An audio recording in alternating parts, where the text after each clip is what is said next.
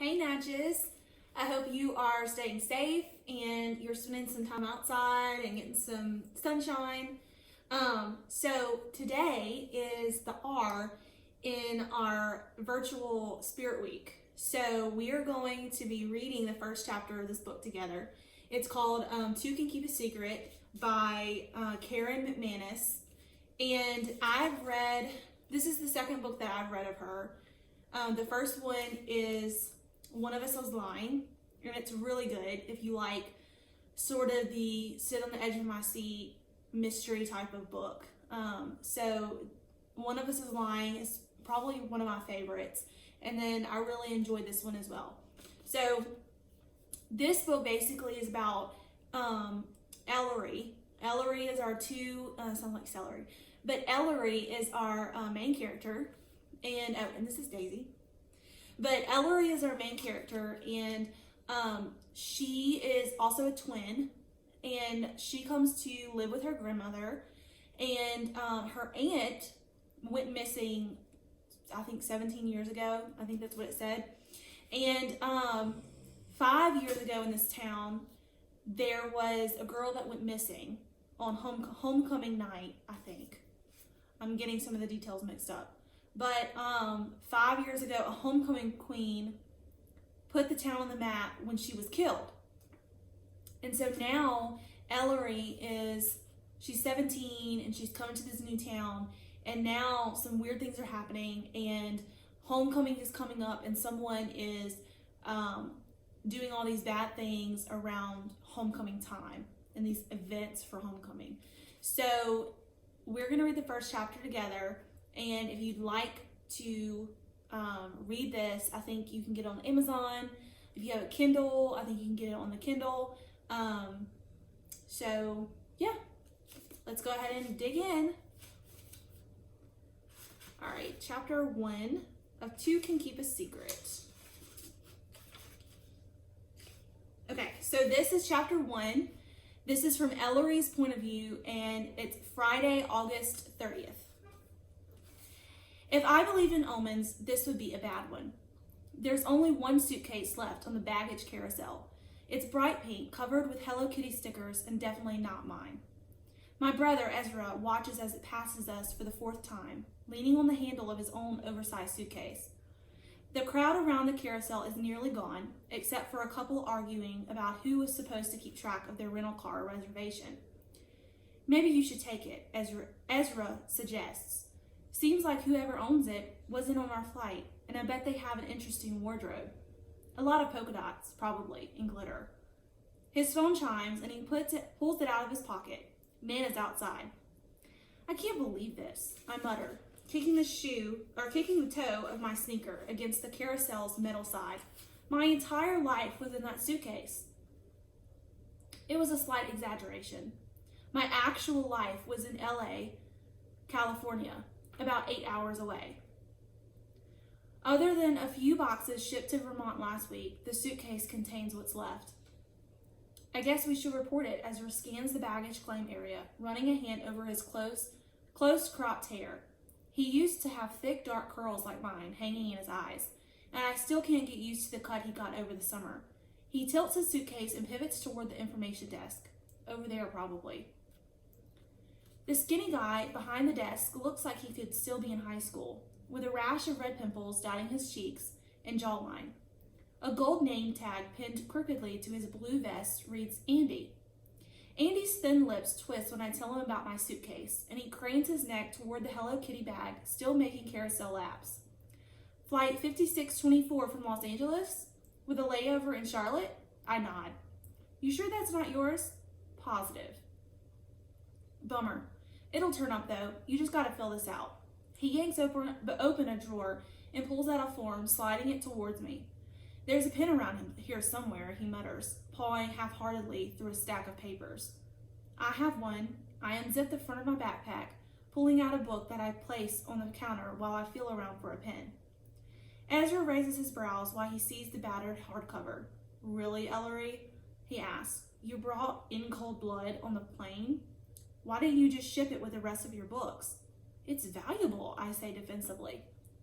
Ezra rolls his eyes. You know that's not Truman Capote's actual signature. Sadie got fleeced. Whatever, it's the thought that counts, I mutter. Our mother bought me the signed first edition off eBay after she landed a role as dead body number 2 in Law & Order 4 years ago. She gave Ezra an album cover with Sid Vicious autograph that was probably just as forged. We should have gotten a car with reliable brakes instead, but Sadie's never been great at long-term planning. Anyway, you know what they say, when in Murderland. I finally extract a pen and start scratching my name across the form. You headed for Echo Ridge then? Andy asks. I pause in the second C of my last name, and he adds, they don't call it that anymore, you know. And you're early. It isn't open for another week. I know. I didn't mean the theme park. I meant I trailed off before saying town and shoved in cold blood into my bag. Never mind, I say, returning my attention to the form. How long does it usually take to get your stuff back? Shouldn't be more than a day. Andy's eyes drift between Ezra and me. You guys look a lot alike. You twins? I nod and keep writing. Ezra, ever polite, answers, we are. I was supposed to be a twin, Andy says. The other one got absorbed in the wound, though. Ezra lets out a surprised little snort, and I bite back a laugh. This happens to my brother all the time. People overshare the strangest things with him. We might have almost the same face, but his is the one everyone trusts. I always thought it would have been cool to have a twin. You could pretend to be the other one and mess with people. I look up, and Andy is squinting at us again. Well, I guess you guys can't do that. You aren't the right kind of twins. Definitely not, Ezra says with a fixed smile. I write faster and hand the completed form to Andy, who tears off the top sheets and gives me the yellow carbon. So somebody will get in touch, right? I ask. Yep, Andy says. You don't hear from them tomorrow? Call the number at the bottom. Have fun in Echo Ridge. Ezra exhales loudly as we head for the revolving door, and I grin at him over my shoulder. You make the nicest friends. He shudders. Now I can't stop thinking about it. Absorbed. How did that even happen? Did he? No. I'm not going to speculate. I don't know how. What a weird thing to grow up with, though, huh? Knowing how easily you could have been the wrong twin. We push through the door into a blast of stifling, exhaust-filled air that takes me by surprise. Even on the last day of August, I expected Vermont to be a lot cooler than California. I pulled my hair off my neck while Ezra scrolls through his phone. Nana says she's circling because she doesn't want to park in a lot, he reports. I raise my brows at him. Nana's texting and driving? Apparently. I haven't seen my grandmother since she visited in California 10 years ago, but from what I can remember, that seems out of character. We wait a few minutes, wilting at the heat, until a forest green Subaru station wagon pulls up beside us. The passenger side window rolls down, and Nana sticks her head out. She doesn't look much different than she does over Skype, although her thick gray bangs appear freshly cut. Go on, get in, she calls, side-eyeing the traffic cop a few feet from us.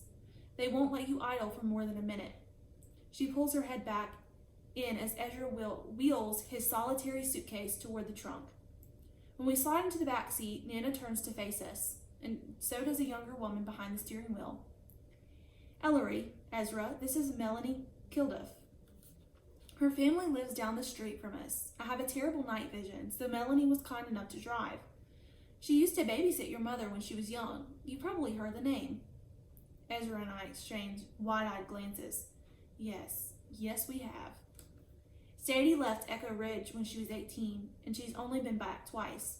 The first time was the year before we were born, when our grandfather died from a heart attack, and the second time was 5 years ago for Melanie's teenage daughter's funeral. Ezra and I watched the Dateline special, Mystery at Murderland. At home, while our neighbor stayed with us, I was transfixed by the story of Lacey Kilduff, the beautiful blonde homecoming queen from my mother's hometown, found strangled in a Halloween theme park. Airport Andy was right. The park's owner changed its name from Murderland to Fright Farm a few months later. I'm not sure the case would have gotten as much national attention as if the park hadn't had such an on-the-nose name. Or if Lacey hadn't been the second pretty teenager from Echo Ridge and from the same exact street even to make tragic headlines. Sadie wouldn't answer any of our questions when she got back from Lacey's funeral. "I just want to forget about it," she said whenever we asked, which is what she's been saying about Echo Ridge our entire lives. Ironic, I guess, that we ended up here anyway. "Nice to meet you," Ezra says to Melanie, while I somehow manage to choke on my own saliva. He pounds me on the back, harder than necessary. Melanie is pretty in a faded sort of way, with pale blonde hair pulled in a French braid, light blue eyes, and a sprinkling of freckles. She flashes a disarming, gap-toothed smile. "You as well. Sorry we're late, but we hit a surprising amount of traffic. How was your flight?"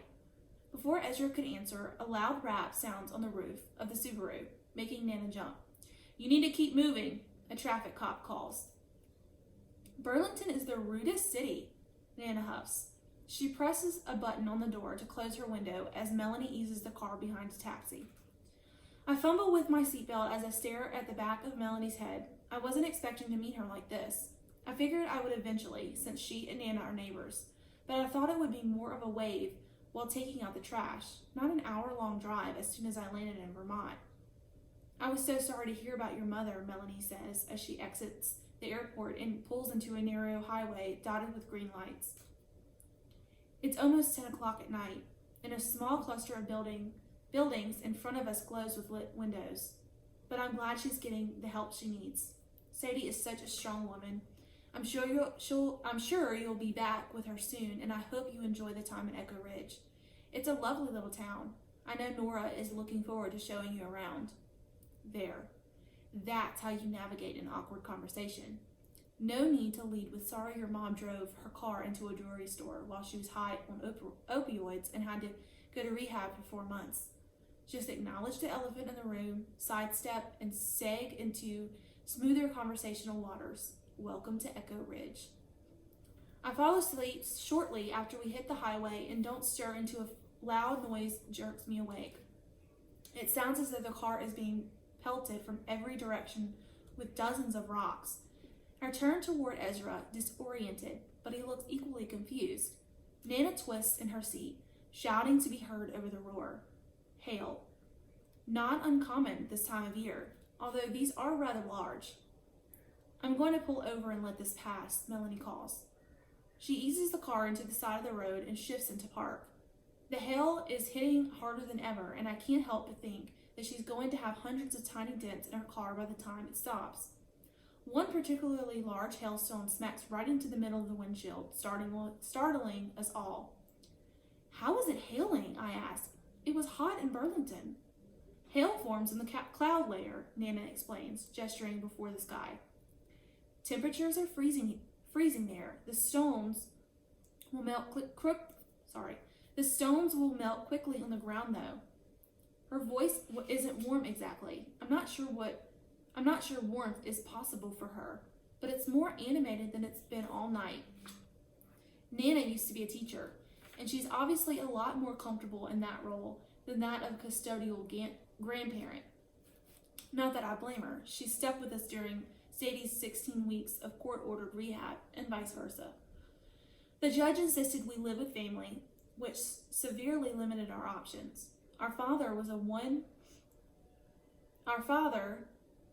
a stuntman, or so he claimed during the whopping 2 hours he and Sadie spent together after meeting in an LA club. We don't have aunts, uncles, or cousins, not a single person except for Nana to take us in. We sit in silence for a few minutes, watching hailstones bounce off the car hood until frequency tapers and finally stops altogether. Melanie pulls back into the road, and I glance at the clock on the dashboard. It's nearly 11. I slept for almost an hour. I nudge Ezra and ask, We must almost be there, right?" "Almost," Ezra says. He lowers his voice. "Place is hopping on a Friday night. We haven't passed a building for miles." It's pitch black outside, and even after rubbing my eyes a few times, I can't see much out of the window except the shadowy blur of trees. I try, though, because I want to see the place Sadie couldn't wait to leave. It's like living in a postcard, she used to say, pretty, shiny, and closed in. Everyone who lives in Echo Ridge acts like you'll vanish if you venture outside of the border. The car goes over a bump, and my seatbelt digs into my neck as the impact jolts me to one side. Ezra yawns so hard that his jaw cracks. I'm sure that once I crashed, he felt obligated to stay awake and make conversation, even though neither of us has slept properly for days. We're less than a mile from home. Nana's voice from the front seat startles us both. We just passed the Welcome to Echo Ridge sign, although it's so poorly lit that I don't suppose you even noticed. She's right, I didn't, though I made a mental note to look for it. The sign was one of the few things Sadie ever talked about related to Echo Ridge, usually after a few glasses of wine. Population 4,935. Never changed the entire 18 years I lived there, she said with a smirk. Apparently, if you're going to bring someone in, you have to take someone out first. Here comes the overpass, Melanie. Nana's voice has a warning edge. I know, Melanie says. The road curves sharply as we pass beneath an arch of gray stone. Melanie slows to a crawl. There are no streetlights along the stretch, and Melanie switches on the high beams. Nana is the worst backseat driver ever, Ezra whispers. Really? I whisper back, but Melanie's so careful. Unless we're at a red light, we're going too fast. I snicker, just as my grandmother hollers, "Stop!" In such a commanding voice that both Ezra and I jump. For a split second, I think she has a supersonic hearing and is annoyed at our snarking. Then Melanie slams on the brakes, stopping the car so abruptly that I'm pitched forward against my seatbelt. What the? Ezra and I both ask at the same time. But Melanie and Nana have already unbuckled and scrambled out of the car. We exchange confused glances and follow suit. The ground is covered with puddles of half-melted hail, and I pick my way around them toward my grandmother. Nana is standing in front of Melanie's car, her gaze fixed on the patch of road bathed in bright headlights, and a still figure lying right in the middle of it, covered in blood, with his neck bent at a horribly wrong angle, and his eyes wide open, staring at nothing. All right, guys, that was chapter 1 of Two Can Keep a Secret. I hope you enjoyed it. I think Daisy did. And I hope you're having a great break. I miss you guys. Stay safe, and if you need anything, let me know. Bye.